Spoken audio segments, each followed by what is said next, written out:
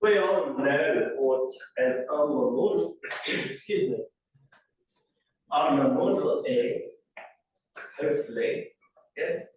So xt minus 3, xt minus 1, epsilon t minus theta epsilon t minus 1. If I move this term to the other side, xt would equal to 3 xt minus 1 minus theta epsilon t minus 2 plus epsilon t.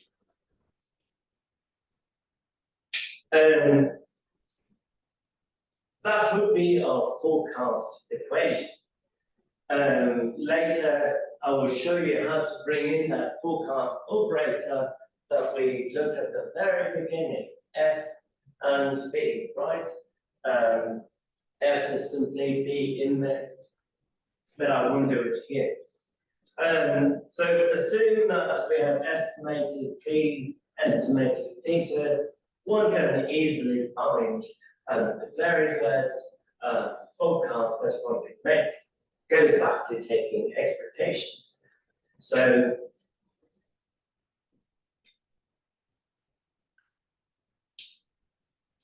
expectation of xt would be 3, expectation of xt minus 1,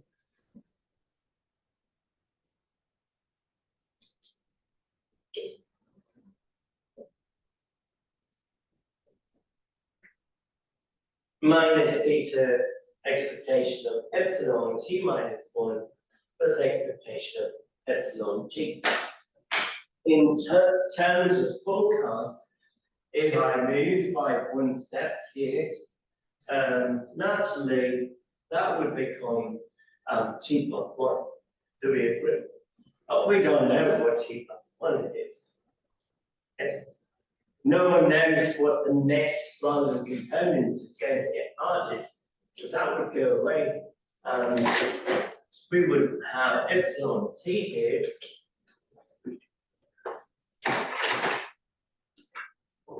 So one step forecast, this would become t plus 1. So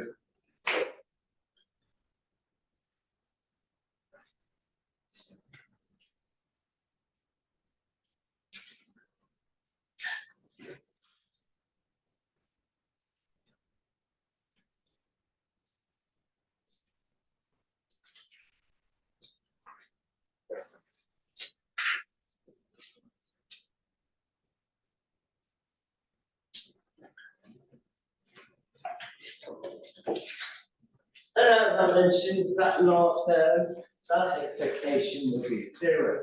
Reason being, no one knows what the next noise term will be. So that's going to go away. Could I make that 0?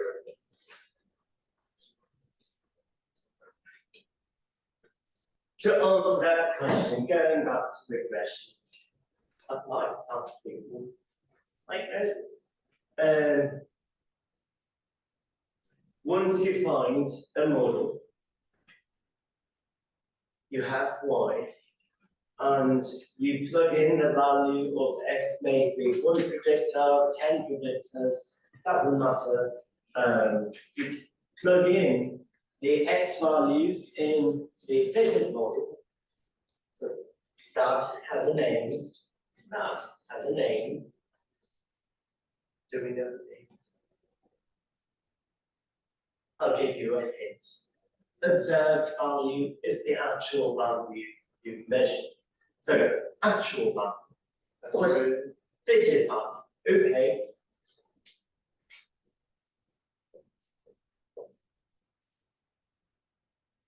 If I put a minus in the middle, what is that called?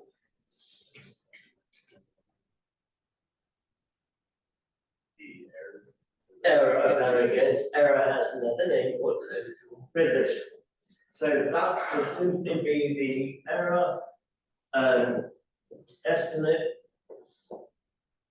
We have a fancy name, residual. Same logic here. If you have epsilon t at that time step, you have measured xt. I can plug it in the model and I will have xt hat. So actual minus fitted will give you a number. Do we agree? Yes? So if you observe 10 observations, so you have x10. If you have x10, you have x9. So you can go all the way down up to x1. Of course, one has to make an assumption of the initial noise that gets added. Without that, I can't proceed. Again, when we get to ARMA, I'll show you how that could be done. So a reasonable value for epsilon t, if you had to take a guess, what should that be? When you first start. 0. So a reasonable value is 0.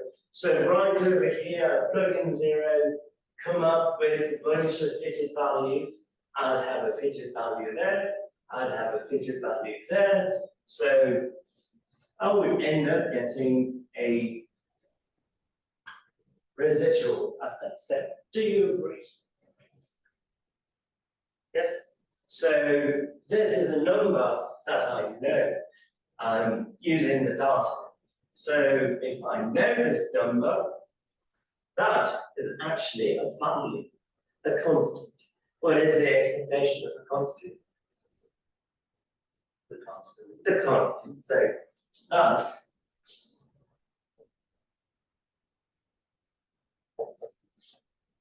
what's a hat? Even though we are looking at theoretical values, I don't want to confuse. So phi hat is an estimator, previous value minus theta hat t.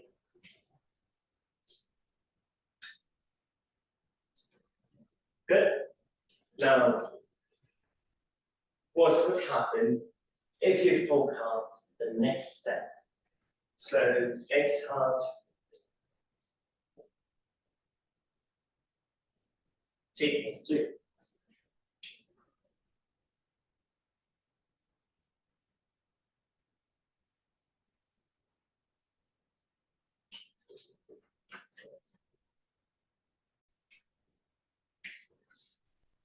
Phi hat t becomes t plus 1, t becomes t plus 1, and being that goes to 0. that's going to go away.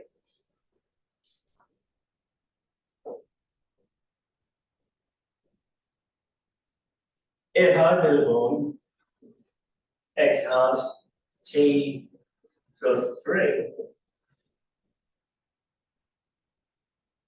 X plus 2, right? it would be phi hat xt plus 2, which would be phi hat times phi hat xt plus 1.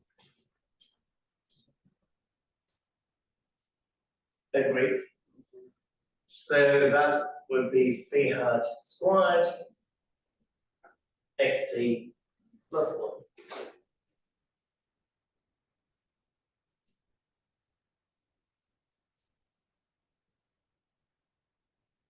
Got me so far? Hopefully you've seen the pattern soon. X hat t plus 4 would be phi hat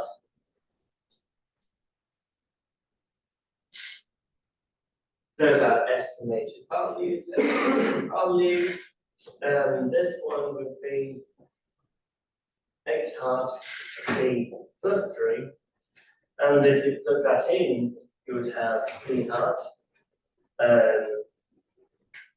raised 3 xt plus 1.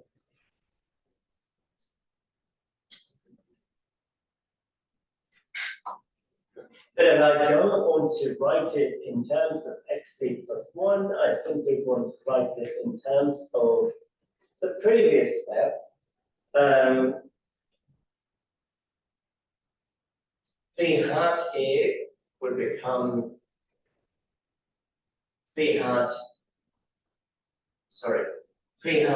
times phi hat xt plus 2, so you'd end up having phi hat squared xt plus 2, the previous forecast. Yes? So you can keep on going with this.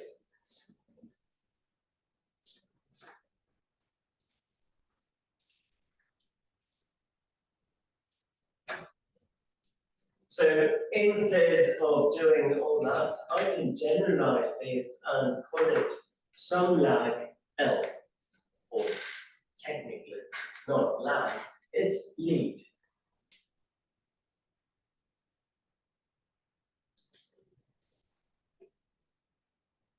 One reason why I did not use L in the past for the lag, I either used H or K. So I will have xt plus L to be equal to phi. What should the previous step be? T plus L minus 1. T plus L minus 1. Does that make sense? So that would simply be our recursive equation, but that would only hold true if you have L to be greater and or equal to 2. For the very first step, what is the equation? In other words, one step forecast. The answer is there. Well, the one that includes absolute. The one on the top. So there is.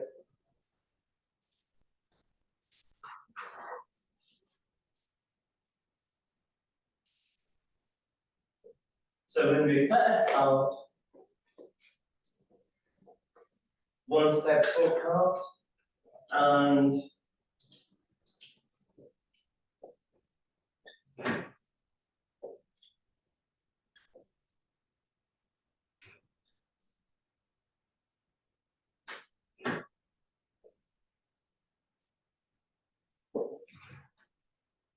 you should know that I did not use hat here because xt is observed, it is in our series.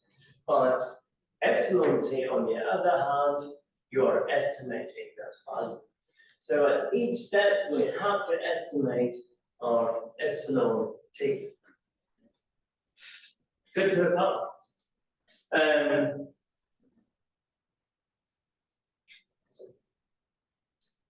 Those two steps are sufficient to find forecasts in an ARMA 111.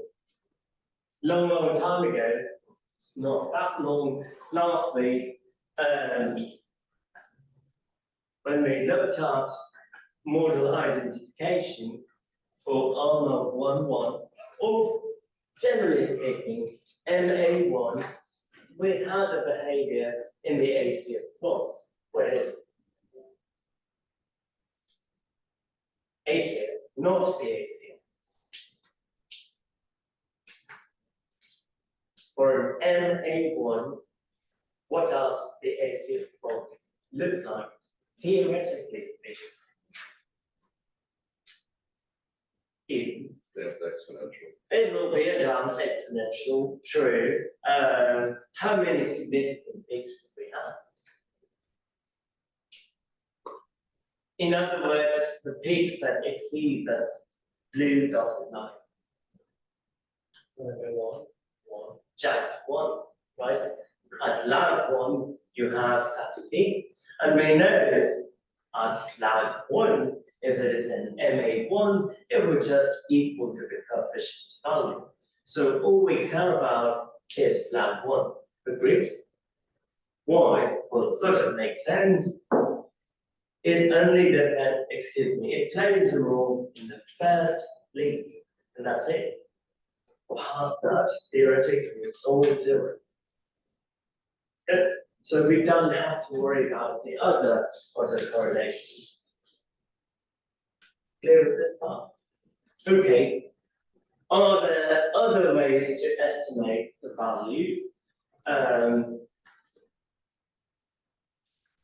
a forecast? Can I raise?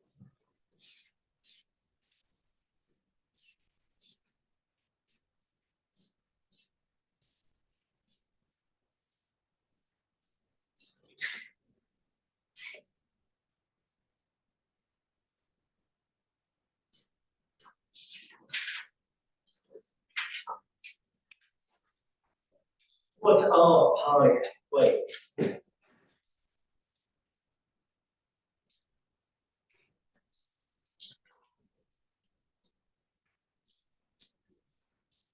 What are the weights that we get once we have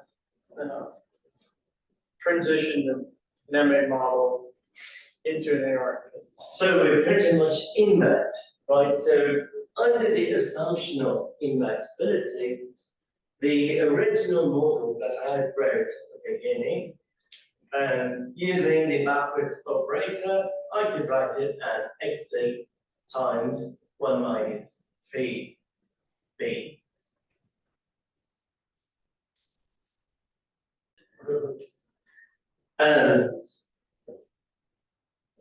Epsilon t 1 minus theta b.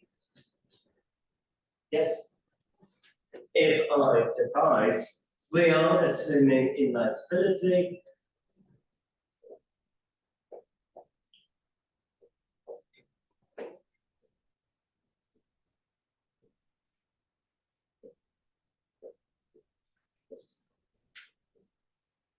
We spent all that time at the beginning of the semester, or homework 2, inverting back and forth, finding AR infinity, finding MA infinity, because they play a role in forecasting. How do we convert that to AR infinity?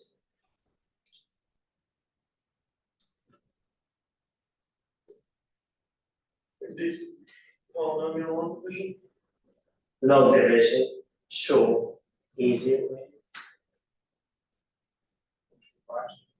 Partial fractions, easier on that. Geometric series. Geometric series. This is then ARMA 1, so geometric series. So xt times 1 minus b times b, 1 minus theta, well, 1 over 1 minus theta b.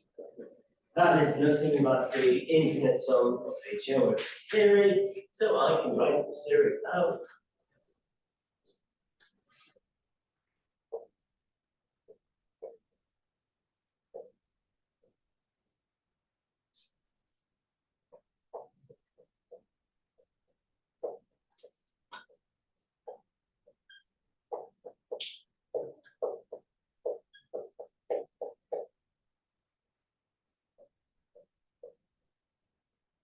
Good, yes? Well,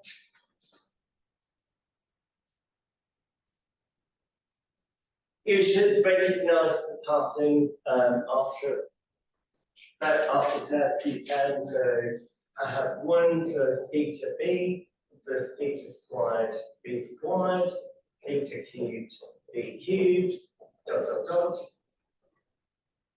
Distribute that in, you have minus v b minus v theta b squared minus b theta squared b cubed, dot dot dot, and that is sufficient.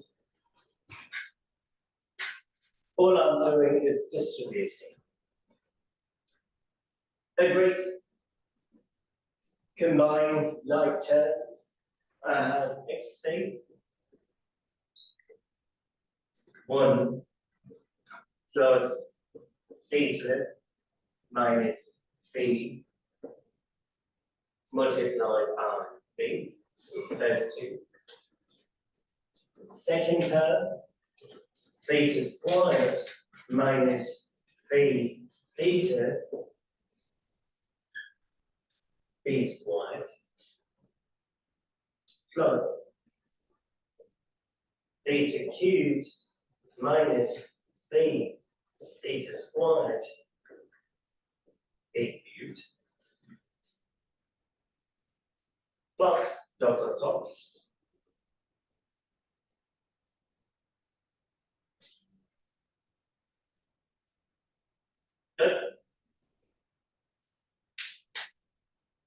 You probably aren't seeing the pattern yet, so one more step. 1 plus theta minus b times b. What do we have in common there? Joe, how about that?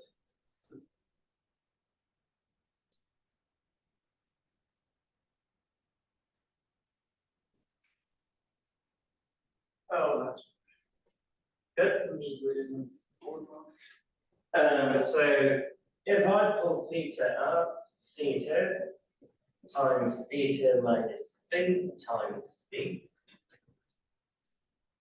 I have theta squared in common, theta squared, theta minus b times b.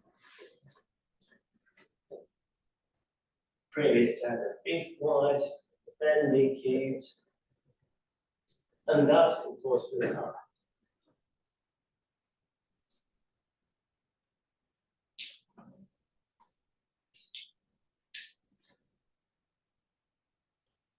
Erase.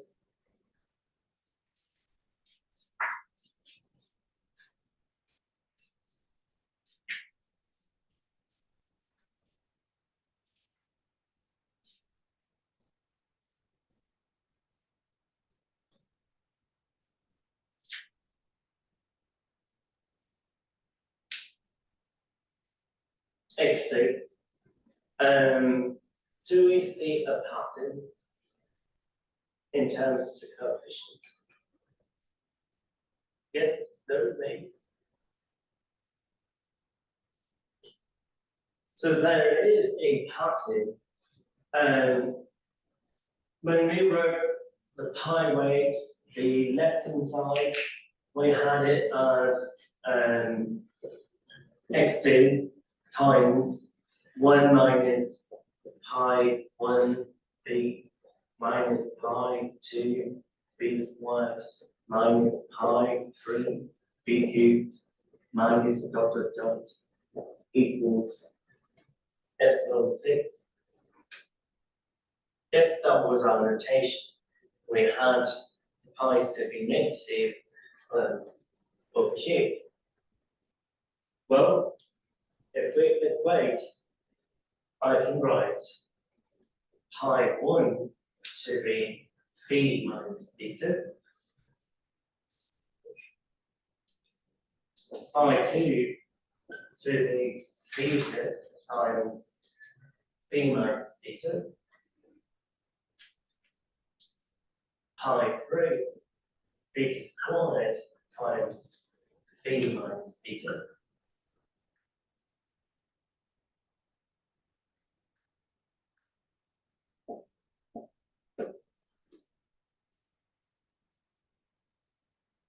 So Are you writing them backwards on purpose? minus plus. So yes. So what is pi 10?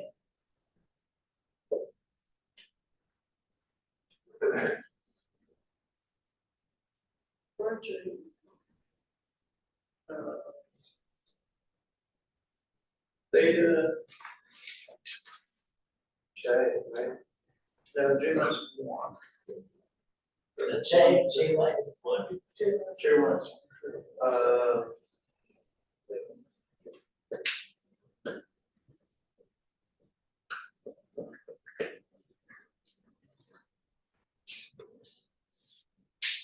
That is a recursive equation for ARMA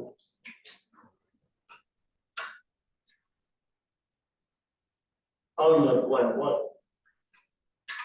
Previous MA. If you have an MA1, there is an expression in the textbook also. For an MA1, what is pi j?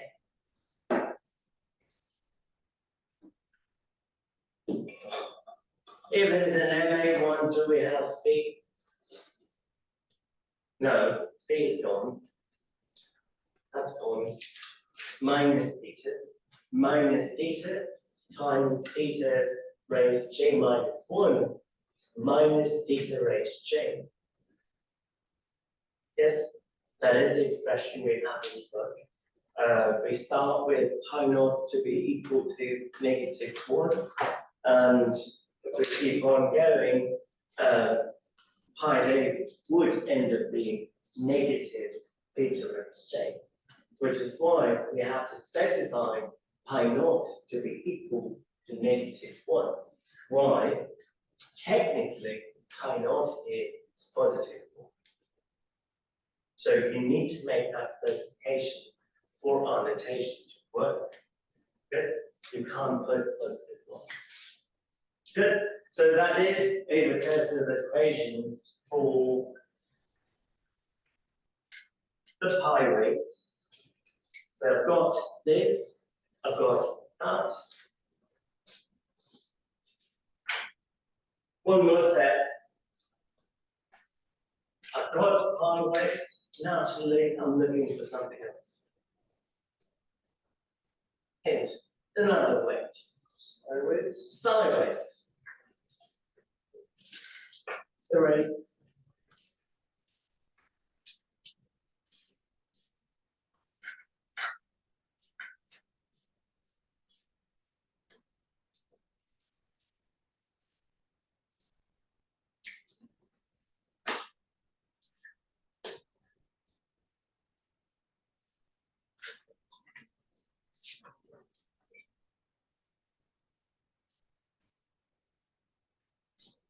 Same logic, instead of dividing by the tan on the right hand side, we're going to go the other way around. Xa would simply be equal to 1 minus phi of b theta times b epsilon t divided by 1 minus phi times. Good. Same process, express it as a geometric series.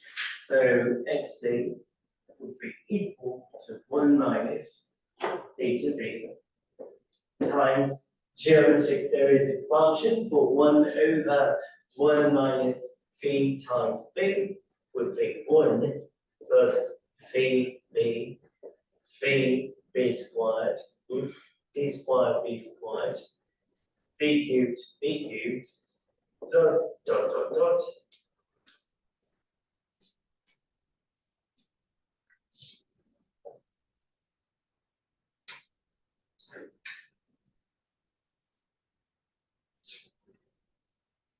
Good.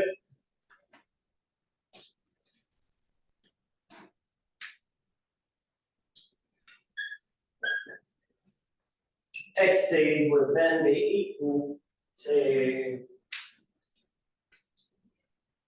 1 minus, I'm distributing, so 1 plus phi b plus p squared, phi cubed, b cubed,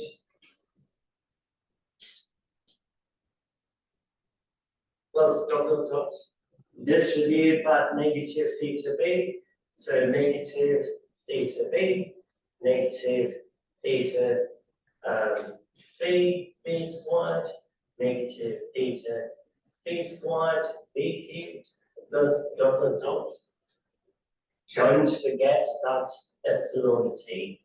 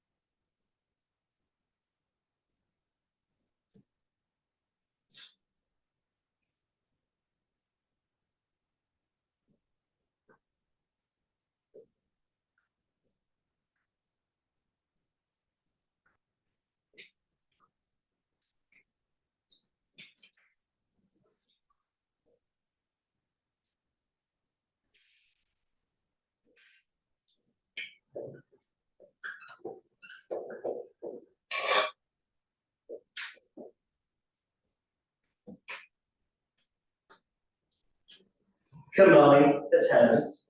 But before I do that, when we wrote our MA model, we are looking at MA infinity.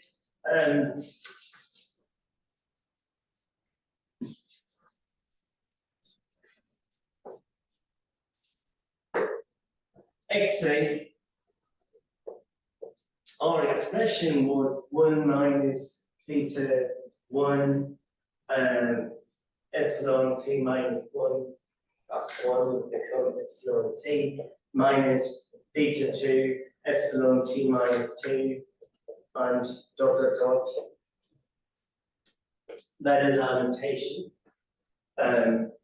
So going back to that derivation that we have, xt would equal to distribute epsilon t plus phi minus theta b epsilon t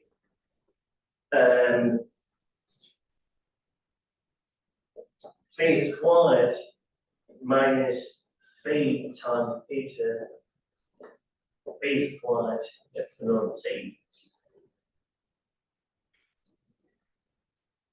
plus b cubed minus theta b squared b cubed epsilon t plus dot dot dot.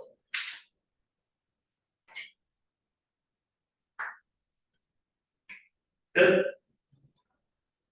Which going to pull negative out, so minus theta minus b epsilon t times b, which I can write it as minus 1. Minus, I've got a phi in common, so phi times theta minus b epsilon t minus 2. Going to pull a negative out, I have a phi squared in common, minus phi squared theta minus b epsilon t minus 3 minus dot dot dot. You should see a pattern emerge for the sideways. Or it had already emerged.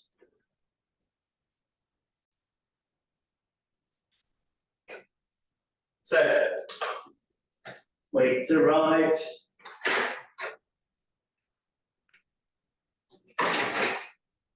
I started with one-step forecast. I derived the pi waves sideways, and the pi waves give me that expression where xt is related to the previous values. No one said anything. This is xt plus f. Forecasts that lead. No, xt plus f. This L is right here to make that change. Then I rewrote number 3 to get this expression where I express the noise term in terms of the previous noise terms. I end up getting this. Good. Great so far. So how would we go with forecasting? Well, you have a series, let's say you started at x1 all the way up to x15. So you fit a model, show you quickly in ARMA. And once you get the coefficients, you can get the fitted values. So you have the actual values, you have the fitted values, you know the residuals all the way from 1 to 15. With me? So we know epsilon 15 estimate, we know x15, we know x hat 15. I can use this expression in terms of pi weights to find an estimate at lead time L. Agreed. Or use that expression to find a lead time L. Yes? Once I have those, we know the forecast will have errors. Agreed? If forecast has error, then it must have variability. Yes? How do we quantify that variability? It looks like you know the answer. Or you just pretended like you know the answer. Is it with the last formula we read? Yes, it is the very last formula that you have. So once you find the variance, you take the square root of that, you get the standard deviation. What do we do with a normal confidence interval? X bar plus 2 standard deviation, X bar minus 2 standard deviation. So you would get the lower and the upper. That's pretty much ARMA 1 forecasting. Does that make sense? So all of these important 1, 2, 3, circle 2 and circle 3. And of course the last expression.